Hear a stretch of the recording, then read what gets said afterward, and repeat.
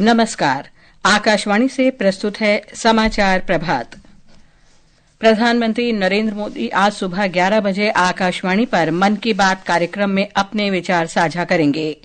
उत्तर प्रदेश के मुख्यमंत्री योगी आदित्यनाथ ने कई प्रमुख नेताओं को महाकुंभ मेला 2025 के लिए निमंत्रण दिया। मौसम विभाग ने उत्तर भारत में शीतलहर की चेतावनी जारी की। बर्फबारी के कारण श्रीनगर जम्मू राष्ट्रीय राजमार्ग वाहनों के आवागमन के लिए पूरी तरह बंद। यूरोपीय संघ ने स्मार्टफोन, टैबलेट, कैमरे के लिए एक समान सी टाइप चार्जर की व्यवस्था लागू की। ओडिशा के राउरकेला में हॉकी इंडिया लीग के उद्घाटन मैच में दिल्ली एसजी पाइपर्स ने गुनासिका को शूट आउट में 4-2 से हराया। और विश्व शतरंज के नंबर 1 खिलाड़ी मैग्नस कार्लसन ने ड्रेस कोड विवाद के बाद न्यूयॉर्क में फिडे वर्ल्ड रैपिड और ब्लिट्ज शतरंज चैंपियनशिप छोड़ी। समाचार प्रभात के साथ मैं लवली निगम। प्रधानमंत्री नरेंद्र मोदी आज सुबह 11 बजे आकाशवाणी पर मन की बात कार्यक्रम में देश विदेश के लोगों के साथ अपने विचार साझा करेंगे। ये मासिक रेडियो कार्यक्रम की 117वीं कड़ी होगी। मन की बात का प्रसारण आकाशवाणी और दूरदर्शन के समूचे नेटवर्क, आकाशवाणी समाचार वेबसाइट और news on AIR mobile app पर भी किया जाएगा। इसे आकाशवाणी समाचार, डीडी न्यूज, प्रधानमंत्री कार्यालय और सूचना तथा प्रसारण मंत्रालय के यूट्यूब चैनलों पर भी सीधा प्रसारित किया जाएगा। हिंदी प्रसारण के तुरंत बाद आकाशवाणी क्षेत्रीय भाषाओं में कार्यक्रम का प्रसारण करेगा। उत्तर प्रदेश के मुख्यमंत्री योगी आदित्यनाथ ने कल कई गणमान्य नेताओं से मुलाकात कर उन्हें महाकुंभ मेला 2025 के लिए निमंत्रण दिया। मुख्यमंत्री ने पूर्व राष्ट्रपति रामनाथ कोविंद, भाजपा के राष्ट्रीय अध्यक्ष जगत प्रकाश नड्डा, गृह मंत्री अमित शाह, रक्षा मंत्री राजनाथ सिंह और मिजोरम के राज्यपाल जनरल वीके सिंह से मुलाकात की। उन्होंने महाकुंभ का प्रतीक चिन्ह, कलश और कार्यक्रमों की बुकलेट प्रदान की। महाकुंभ मेले का आयोजन 13 जनवरी 2025 से 26 फरवरी तक उत्तर प्रदेश के प्रयागराज में किया जाएगा। उत्तर प्रदेश के मुख्यमंत्री ने एक सोशल मीडिया पोस्ट में मुलाकात के चित्र साझा किए और बहुमूल्य समय के लिए सभी गणमान्य व्यक्तियों का आभार व्यक्त किया। भारतीय जनता पार्टी के अध्यक्ष जगत प्रकाश नड्डा ने कांग्रेस पर पूर्व प्रधानमंत्री मनमोहन सिंह के निधन पर राजनीति करने का आरोप लगाया है।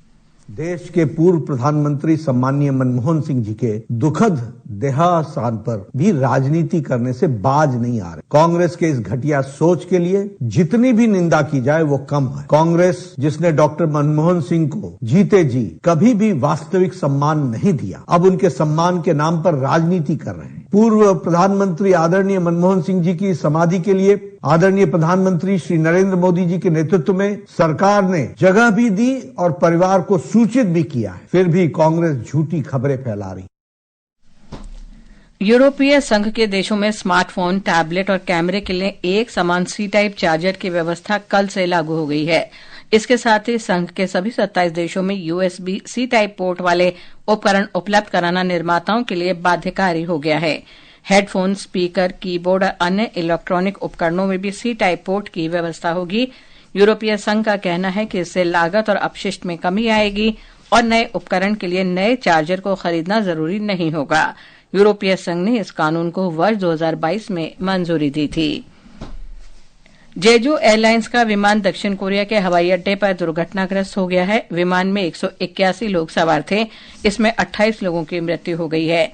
ये विमान मुआन हवाई अड्डे पर रनवे पर लैंडिंग के दौरान दीवार से टकरा गया। विमान थाईलैंड के बैंकॉक से वापस आ रहा था।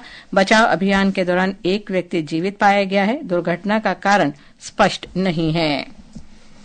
दिल्ली पुलिस ने राजधानी में नववर्ष समारोह को देखते हुए यातायात परामर्श जारी किया है। ब्यौरा हमारी संवाददाता से। पुलिस ने कहा है कि कनॉट प्लेस में यातायात संबंधी पाबंदियां 31 दिसंबर को रात 8 बजे से शुरू होकर नववर्ष का जश्न मनाए जाने तक लागू रहेंगी। ये पाबंदी सभी तरह के निजी और सार्वजनिक वाहनों पर लागू होगी। किसी भी वाहन को Mandi House, Bengali Market, Minto Road, Deendayal Upadhyay Marg चौराहे, गोल्डा खाना, पटेल चौक और जयसिंह रोड, बंगला साहेब लेन से आगे कनॉट प्लेस की तरफ नहीं जाने दिया जाएगा। कनॉट प्लेस के भीतरी और बाहरी सर्कल में सिर्फ वैध पास वाले वाहनों को ही जाने की अनुमति होगी। दिल्ली यातायात पुलिस ने इंडिया गेट और उसके आसपास यातायात को नियंत्रित करने के लिए व्यापक प्रबंध किए हैं। समाचार कक्ष से सरफिरोजी। ये समाचार हमारी वेबसाइट www.newsonair.gov.in और हमारे news on AIR mobile app पर भी उपलब्ध हैं।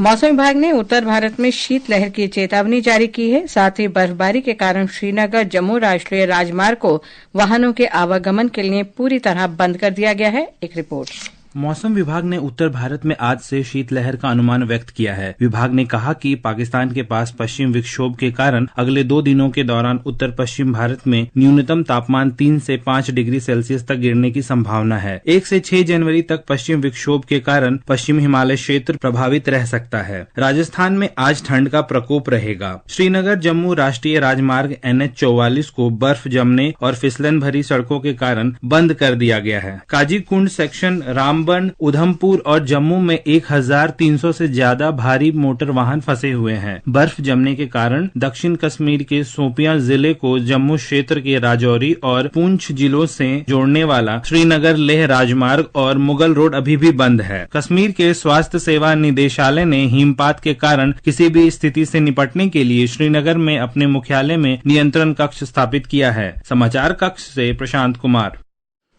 हिमाचल प्रदेश के ऊपरी इलाकों में हिमपात और निचले क्षेत्रों में व्यापक वर्षा के कारण कड़ाके की ठंड पड़ रही है। इस कारण तापमान में काफी गिरावट आई है। राष्ट्रीय राजधानी में शीतलहर का प्रकोप जारी है। शहर के कुछ हिस्सों में सुबह घना कोहरा छाया रहा। मौसम विभाग ने कहा है कि आज अधिकतम तापमान 17 और न्यूनतम तापमान 9 डिग्री सेल्सियस के आसपास रहेगा। मौसम विभाग ने कहा कि जम्मू, पंजाब, हरियाणा, दिल्ली, उत्तरी राजस्थान, मध्य प्रदेश, उत्तर प्रदेश, हिमाचल प्रदेश, उत्तराखंड, बिहार, झारखंड, छत्तीसगढ़ और गुजरात में भी कोहरा छाया रहा। प्रयागराज में आज सुबह दृश्यता 0 रही और वाराणसी तथा अमृतसर में दृश्यता 50 मीटर दर्ज की गई। ओडिशा के राउरकेला में कल रात हॉकी इंडिया लीग के उद्घाटन मैच में दिल्ली एसजी पाइपर्स ने एक रोमांचक मुकाबले में गुनासिका को 4-2 से हराया। मैच समाप्त होने पर दोनों टीमें 2-2 गोल की बराबरी पर थीं, जिसके बाद मैच का फैसला शूटआउट से हुआ। दिल्ली पाइपर्स की ओर से टॉमस डोमिनी ने 2 गोल किए। गुनासिका के लिए स्टुआन वॉकर और विक्टर शॉलेट ने गोल किए। एक रिपोर्ट। कल यानी 28 दिसंबर से ओडिशा के सुंदरगढ़ जिले स्थित राउरकेला के विश्व के सबसे बड़े बिरसा मुंडा हॉकी स्टेडियम में हॉकी इंडिया लीग की शुरुआत हुई। इस बार की लीग खास है क्योंकि पुरुष लीग के साथ साथ महिला लीग का भी आयोजन किया जा रहा है, जो पहली बार हो रहा है। पुरुष लीग में कुल 8 टीमें हिस्सा ले रही हैं। महिला लीग में 4 टीमें अपनी ताकत और कौशल का प्रदर्शन करेंगी। राउरकेला और रांची 2 महत्वपूर्ण शहर इन लीग मैचों की मेजबानी कर रहे हैं। हॉकी इंडिया लीग का उद्घाटन राउरकेला में सम्पन्न हुआ। अंतर्राष्ट्रीय हॉकी महासंघ के अध्यक्ष तैयब इकराम ने इस अवसर पर कहा कि भारत के खेल इतिहास में ये एक नया अध्याय जुड़ रहा है। एक दफा दोबारा आपने हॉकी का जश्न यहाँ सजाया है। आपने स्वागत किया है दुनिया के वर्ल्ड बेस्ट एथलीट्स को। यहाँ पे हमारी जो हॉकी इंडिया लीग की टीम्स हैं, ये ग्लोबल हॉकी के टॉप एथलीट्स हैं। भारत के केंद्रीय जनजातीय मामलों के मंत्री श्री जोएल ओराओ ने हॉकी इंडिया लीग के शुभारंभ की घोषणा की। Immense pride and excitement, I declare the Hockey India League 2024 and 25 officially open. पहले चरण का पहला मैच रात 8:15 बजे टीम गोनासिका और दिल्ली एसजी पाइपर्स के बीच खेला गया। निर्धारित समय तक दोनों ही टीमें 2-2 गोल की बराबरी पर रहीं। फैसला पेनाल्टी शूटआउट से हुआ, जहां दिल्ली एसजी पाइपर्स ने 4-2 से टीम गोनासिका को हराकर हॉकी इंडिया लीग का पहला मुकाबला जीता। इस पहले मैच के प्लेयर ऑफ द मैच रहे Thomas domain. was nice, I think, to play here with this crowd is really amazing. Akashvani के लिए मैं शाहिद अनवर। विश्व नंबर 1 शतरंज खिलाड़ी मैग्नस कार्लसन ने जीन्स पहनकर खेलने से मना किए जाने के बाद FIDE world rapid and blitz chess championship को छोड़ दिया है। कार्लसन पिछले वर्ष इस चैंपियनशिप के विजेता रहे थे। कार्लसन ने कहा कि उन्होंने अगले दिन ट्राउजर बदलने पर सहमति व्यक्त की थी, लेकिन उन पर जुर्माना लगाया गया और उन्हें तुरंत ड्रेस चेंज करने को कहा गया। कार्लसन ने यह भी कहा कि वे शतरंज में लंबे समय के बाद इन चीजों की अधिक परवाह नहीं करते हैं।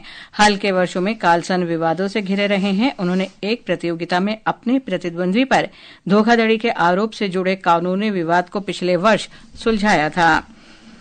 मेलबर्न में बॉर्डर गावस्कर ट्रॉफी के चौथे क्रिकेट टेस्ट मैच के चौथे दिन ऑस्ट्रेलिया ने दूसरी पारी में 2 विकेट पर 72 रन बना लिए हैं। भारत ने आज सुबह अपनी पहली पारी में 9 विकेट पर 358 रन से आगे खेलना शुरू किया और पूरी टीम 369 रन बनाकर आउट हो गई। इससे पहले ऑस्ट्रेलिया ने पहली पारी में 474 रन बनाए थे। ऑस्ट्रेलिया अब पहली पारी में मिली 105 रन की बढ़त को बरकरार रखने की कोशिश करेगा। फिलहाल 5 मैचों की श्रृंखला 1-1 से बराबर है। लद्दाख में सर्दियों में खेली जाने वाली आइस हॉकी में इस वर्ष 6 टीमें हिस्सा ले रही हैं। इनमें 6 महिला टीमें हैं। पिछले 3 दशक में आइस हॉकी का आयोजन आम नागरिकों, रक्षा कर्मियों और स्थानीय लोगों द्वारा हर वर्ष सर्दियों में संयुक्त रूप से किया जाता है। इस दौरान आइस हॉकी फील्ड पर कई प्रकार की खेल स्पर्धाएं होती हैं। इसके लिए जलाशय को बिना किसी तकनीकी सहायता के व्यक्तिगत प्रयासों से जमाया जाता है।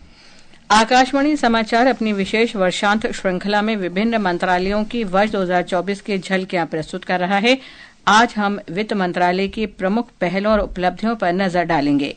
वित्त मंत्रालय के व्यय विभाग ने नवीन वित्तीय प्रबंधन और नीतिगत सुधारों के माध्यम से राजकोषीय प्रबंधन और लोक कल्याण को लगातार आगे बढ़ाया है। सार्वजनिक वित्तीय प्रबंधन प्रणाली के जरिए प्रत्यक्ष लाभ अंतरण के लागू होने से डिजिटल इंडिया मिशन को बढ़ावा मिला है। डीबीटी से मौजूदा वित्तीय वर्ष में 1200 से अधिक योजनाओं के लिए वास्तविक समय में पारदर्शी निधि हस्तांतरण को सुनिश्चित किया गया है। इस वर्ष का मुख्य आकर्षण एकीकृत पेंशन योजना के साथ सरकारी कर्मचारियों के लिए सामाजिक सुरक्षा सुधार रहा है, जिसे अगले वर्ष 1 अप्रैल से लागू किया जाएगा। सेवानिवृत्त कर्मियों के लिए सुनिश्चित पेंशन और मुद्रास्फीति समायोजित लाभ की गारंटी देता है। वहीं वित्तीय समावेशन भी वित्त मंत्रालय की सर्वोच्च प्राथमिकता रही है और प्रधानमंत्री जनधन योजना, प्रधानमंत्री सुरक्षा बीमा योजना, मुद्रा और स्टैंड अप इंडिया जैसी पहलों से लोगों को काफी लाभ मिला है। कृषि क्षेत्र में भी ऋण वितरण में लगातार वृद्धि हो रही है। कृषि ऋण वर्ष 2014-15 में 8,45,000 करोड़ रुपए से बढ़कर 2023-24 में 24,30,000 करोड़ रुपए हो गया है। आनंद कुमार, आकाशवाणी समाचार, दिल्ली।